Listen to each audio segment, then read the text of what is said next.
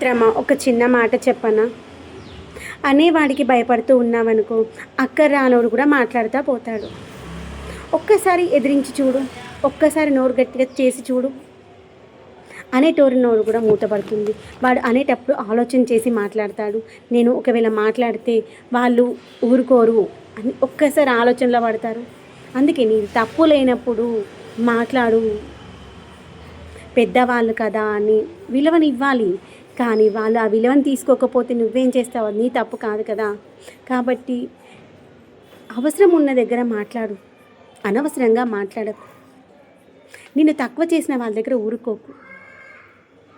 గుర్తుపెట్టుకో, మన కోసం అంటూ ఎవరు రారు. మన కోసం మనమే తీసుకోవాలి స్టెప్. మన తప్పు అని ఇంకొకరెవరో వచ్చి మన గురించి చెప్పరు. నీ గురించి నువ్వే మాట్లాడుకోవాలి. ప్రతిసారి నువ్వు కరెక్టా, నువ్వు తప్ప అని నీ వెంట నీ అమ్మ నాన్న వచ్చి చెప్పరు కదా. నీకు నువ్వే ఉండాలి, నీకు నువ్వే ధైర్యం చెప్పుకోవాలి. నువ్వేంటో నీకు నువ్వే నిరూపించుకోవాలి. అంటే నువ్వు తప్పు చేయనప్పుడు ఎదిరించడం నేర్చుకో.